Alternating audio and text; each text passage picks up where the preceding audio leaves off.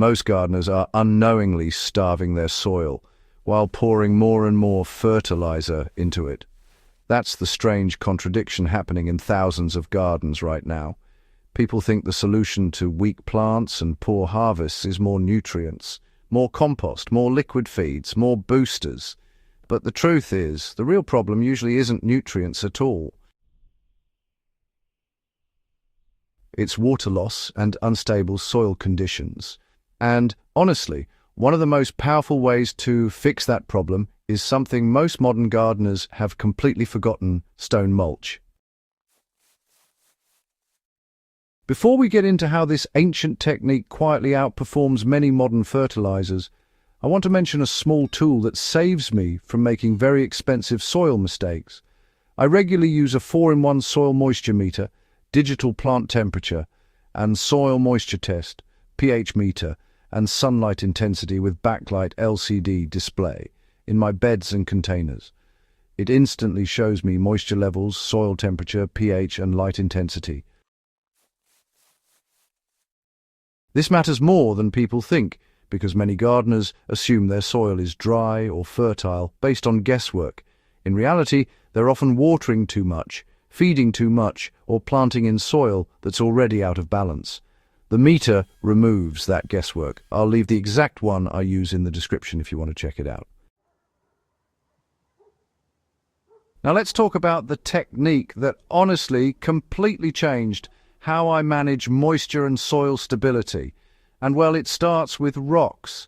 Stone mulch sounds primitive, but it's actually one of the smartest soil management strategies ever developed.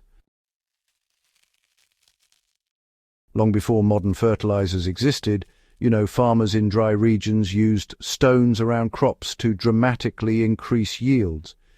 In parts of the Mediterranean, Central America, and even early desert agriculture systems, growers discovered that covering soil with small stones created a stable microclimate around plant roots. And when I first tested this in my raised beds, the results were honestly surprising. Plants grew larger, the soil stayed cooler, and watering frequency dropped by almost half. The reason becomes obvious once you understand what stones actually do in the soil environment. Stone mulch stabilizes moisture in a way organic mulch sometimes can't. Organic mulches like straw leaves or wood chips are great, but they break down quickly. As they decompose, they can temporarily tie up nitrogen and create inconsistent moisture conditions. Stone mulch behaves differently. Small stones absorb heat during the day and slowly release it at night. That temperature buffering stabilizes the soil environment around plant roots. But even more important, stones dramatically reduce evaporation. If you've ever watered your garden in the morning and noticed the soil already dry by afternoon, that's evaporation pulling water away before roots can use it. A thin layer of stones acts like a protective shield. It slows wind exposure, reduces direct sun contact with soil, and traps moisture underneath where plant roots actually need it. When I first tested stone mulch in one of my tomato beds, I compared it to a bed with bare soil and another with straw mulch. After 2 weeks of hot weather, the differences were obvious. The bare soil bed needed watering almost daily. The straw mulched bed lasted about 2 days between watering. The stone mulched bed stayed moist for nearly 4 days. And that moisture stability alone led to larger fruit and stronger growth. But there's another hidden benefit that most gardeners don't realize. Stone mulch quietly improves nutrient efficiency.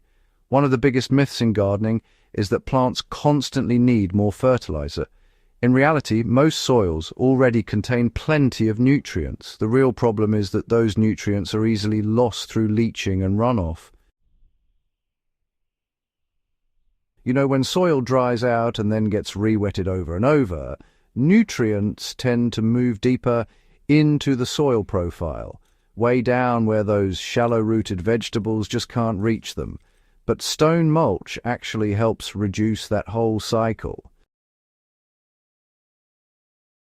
By keeping moisture levels more consistent, nutrients stay available right there in the root zone for a lot longer.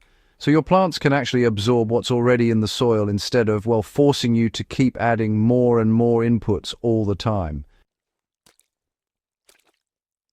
In one of my container gardens, I noticed something pretty interesting when I used stone mulch on my peppers. The plants ended up needing fewer fertilizer applications throughout the whole season, but still produced heavier harvests. And why is that?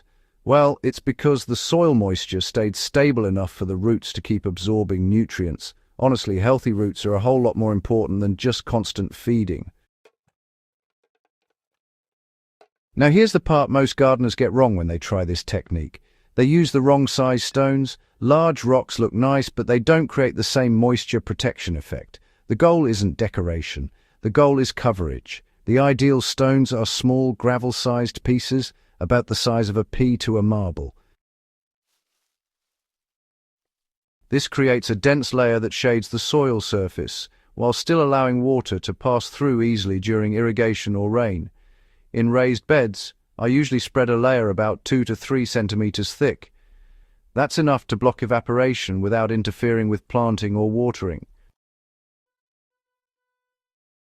And yes, this works extremely well in container gardening too. Containers lose moisture even faster than garden beds because the sides heat up and accelerate evaporation. A thin gravel layer on top of container soil can extend watering intervals significantly. I've tested this with herbs, peppers, strawberries, and leafy greens. The containers with stone mulch consistently stayed moist longer and produced more stable growth. Hydroponic growers will recognize a similar principle. Expanded clay pebbles used in hydroponics serve a similar role by protecting moisture levels and stabilizing root environments. Stone mulch and soil-based gardening achieve something very similar. But there's one more benefit that really convinced me this technique deserves a comeback.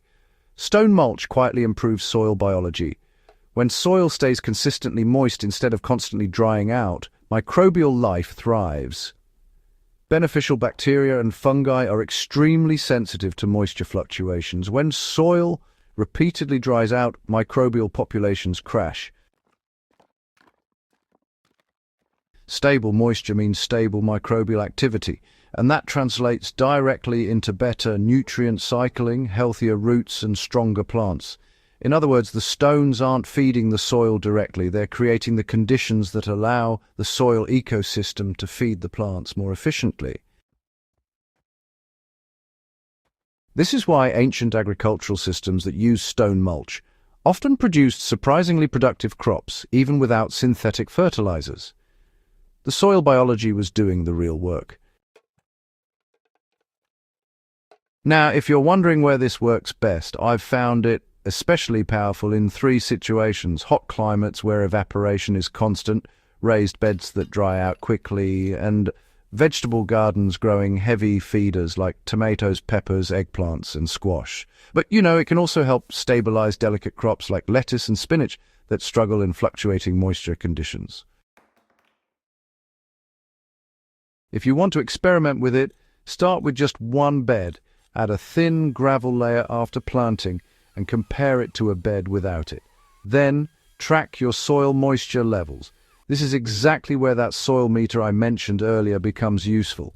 You'll quickly see how much longer the moisture holds under the stone layer. Once gardeners actually measure the difference, they rarely go back. Because honestly, the results speak for themselves. You get stronger plants, less watering, and, surprisingly, even better harvests. The biggest lesson here is that, great gardening isn't about just adding more products to the soil.